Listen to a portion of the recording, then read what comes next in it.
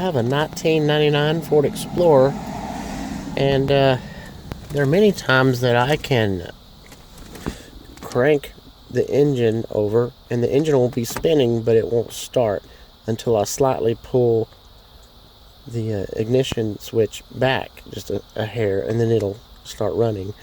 So I asked a mechanic friend of mine what that might be, and he said it would be the ignition switch, which is located down here under this panel.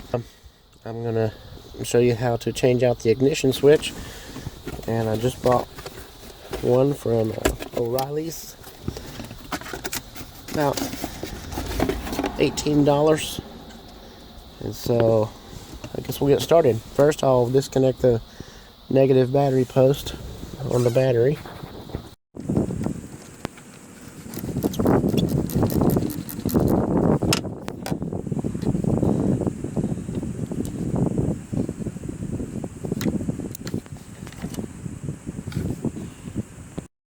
With the T20 Torks, we're going to remove a bolt there and right there.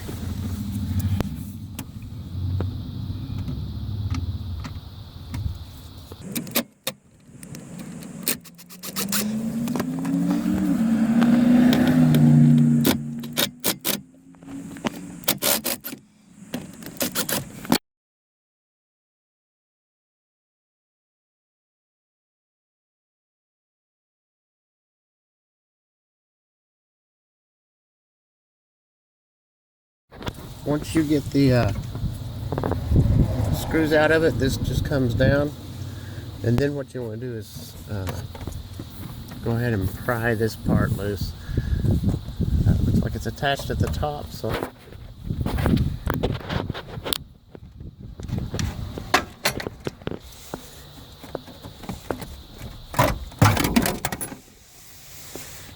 we go. Okay, now looks like we have this metal plate, and we're going to take that screw, that one over here, and that one, and I believe it's a 7mm, but let me double check. It's a little bit bigger.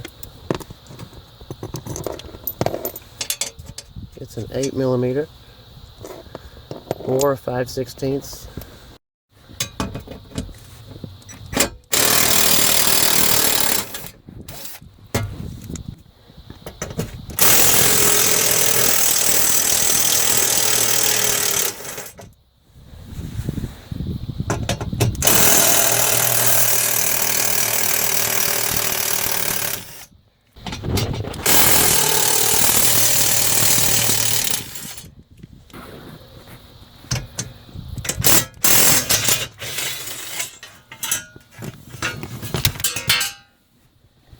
Looks like there was one more screw in that spot right there.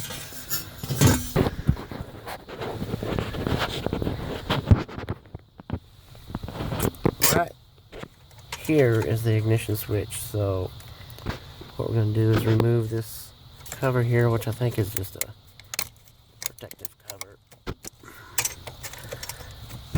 I may have to get a screwdriver after that, but we're going to remove this plastic cover, and then there's going to be a little bolt holding the harness to the switch, and once we remove that, then we can replace the switch. Alright, this bolt holding the wiring harness to the switch is a 7mm, so I'm going to loosen that nut off, or bolt actually, and pull it all the way out. Okay, now that that bolt it's loose, we just go ahead and pull the wiring harness out of the switch.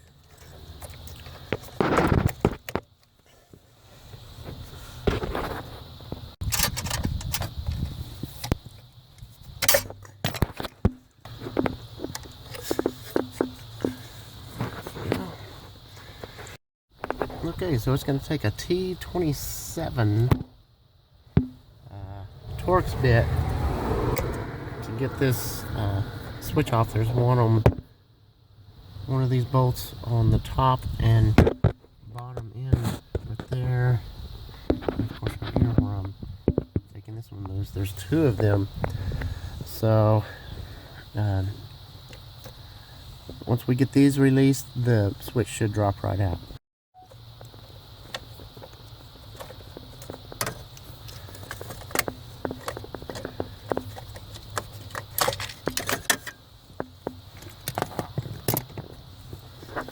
What you want to do when you put the new switch back in place is make sure this pin is the same distance from the top when you remove it.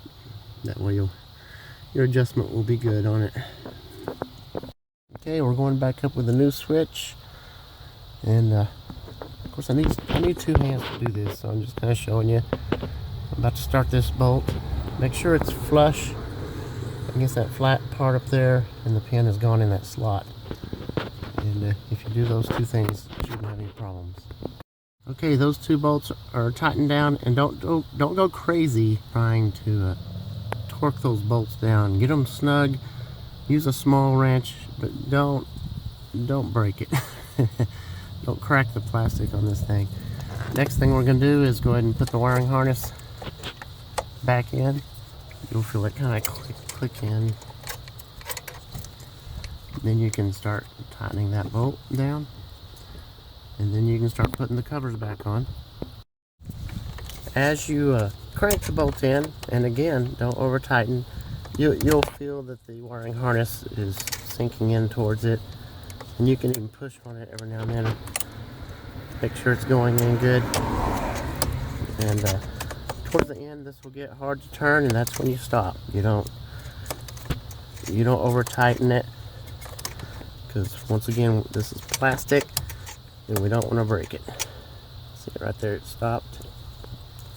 Right there's where we're going to stop. Okay, time to put the metal cover on and the outer molding, and we'll be ready to crank the engine after we put the battery cable back on. I guess I should mention we need to put this gray protective, I guess it just keeps things from going in there and shorting things out. But go ahead and put that plastic gray piece back on. Okay, the next step is getting that metal plate back on there. Don't forget these 8mm bolts, and of course the one in the corner there. Okay, next thing we're going to do is put in this plastic molding. And I want you to notice these clips we have here.